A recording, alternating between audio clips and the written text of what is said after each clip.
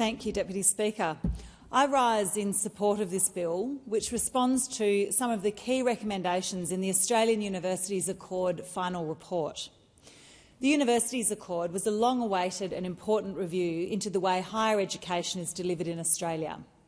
Over decades, the Australian university system has evolved and the way Australians access education has changed.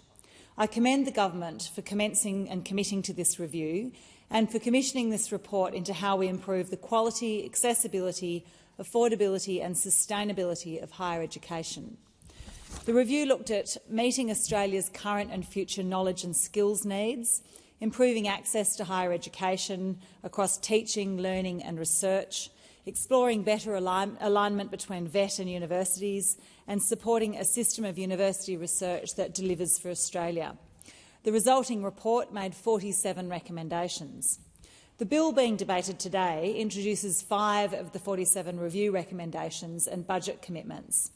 The 2 that are most significant to my constituents and about which I get the most emails and calls are changes to the help indexation scheme to make study more affordable and changes to funding arrangements for practical placements. These changes will go some of the way to improving access and opportunity for Australian students and to ease the financial burden for a small group who are studying or will study in the future. But I urge the government to do so much more to make education more accessible. I want to talk about these 2 changes, how they could be improved and the need for broader reform. When it was first introduced in 1989, the HECS system was the world's first national income contingent charging mechanism for higher education. In 1989, only 12% of Australians had a university degree. At that time, it was considered unfair to expect all taxpayers to fully fund the higher education of this 12%, as they would eventually earn more than an average full-time worker. By 2021, about 39% of people aged 25 to 34 years had a bachelor degree or higher. Now, this is good news for the country because a better educated workforce is able to make the most of evolving economic opportunities and higher-paying jobs are theoretically available to more Australians. But it also means that far more students are saddled with a HECS debt. Over this time, government has also reduced the proportion of higher education it subsidises, with the expected student contribution increasing from about 20% to about 48% of student course costs. This means that HECS debts are burdening a generation of young people. Students now finish their degrees with average debts of $50,000 to $60,000. They're taking, on average, about 12 years to repay their debts. HECS debts have been indexed by the rate of inflation, so in recent years student debt has outgrown earnings. The outstanding HECS debts owed by graduates have ballooned from $22.5 billion in 2011 to $78 billion in 2023. Many young Australians had no idea what they were getting into when they signed up to university at the age of 17 or 18. Higher inflation has resulted in indexation of 3.9% and then 7.1% in the last 2 years. This is having a real impact on intergenerational inequity. Young people are facing higher HECS debts on top of unaffordable housing and a tax system that disproportionately taxes effort.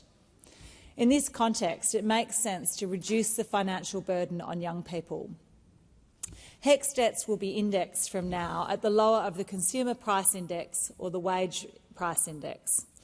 This change will mean that your debt won't grow faster than prices or wages.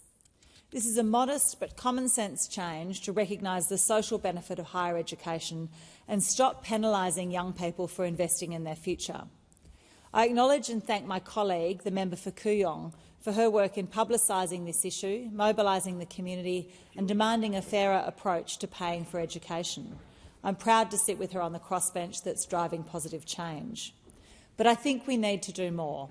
Federal funding for Australian universities has now decreased from 80% in 1992 to around 35% today. In 1996, student fees constituted about 10% of universities' income. For some tertiary centres, that figure is now 70%. Our universities are relying on international student fees to fund research and domestic student fees to keep the lights on. We need to do better. Education is worth investing in. If we want a prosperous and forward-looking society, we need to support easier pathways into higher education, whether at university or at a vet institute. And that shouldn't be restricted to the wealthy. The prac payment for those training in teaching, nursing, midwifery and social work is a welcome development. From July 2025, eligible students will be able to access $319.50 per week while they're undertaking a placement, although a means test will apply. However, the University Accord recommended this form of support to students in the care and education sectors, and the legislation applies it to only the approximately 68,000 students who are currently undertaking teaching, nursing, midwifery and social work studies. There's really no clear or justifiable rationale for excluding students of medicine, radiography, allied health and other health sector professionals, students who are also required to undertake compulsory placements. A few months ago, I was emailed by Dave, a third-year vet science student living in Subiaco, with his partner Jen, a midwifery student and full-time nurse. He wrote to me to describe the pressure felt by his peers, who are required to complete a minimum of 52 weeks of placements over the course of a 5-year degree. He said, "It's great that the government has decided to provide payments for placements to teaching, nursing, midwifery and social work students. However, veterinary students are also struggling. They're sleeping in cars and struggling to pay rent because of a course so demanding that paid work feels like a luxury. This is devastating for our students, devastating for agriculture and exports, devastating for our pets and wildlife, devastating for our regions and devastating for our country. I believe this measure needs to be extended to cover more prac students like Dave. Medical students and those studying to become psychologists will miss out, and these are key industries in which we know we have major shortages." The details of how the prac payment will be calculated have been left to regulation, and there's no detail in the bill. Because the details have been delegated to a legislative instrument, it means this government or a future government could decide to change it substantially. At about $8 an hour, this cannot be compared to an acceptable wage, but it is in line with Austudy. I won't go into why we're keeping our students in poverty here. That's an issue for another day. This is a generation which now, in the face of a cost of living crisis and a crisis of home accessibility and affordability, is being burdened with unprecedented levels of personal debt arising from their attempts to equip themselves with the skill sets not just required for their adult lives, but also for the country's future prosperity. This is a generation which understands that Australian university students contribute more to government revenue than the oil and gas revenue pays in its super profits tax. I'd also like to note the concerns from universities, that the government expects universities to administer the means test, a task they're not really equipped to carry out. The bill provides for grants to be made to universities with the intention that universities will undertake means testing and make payments on a weekly basis. As such, this legislation will result in considerable additional administrative costs to universities and will require the Department of Education to establish a grant estimating and acquittal process. It will be essential that the regulations set out a clear process and appropriate support to ensure universities can deliver this with minimal administrative burden.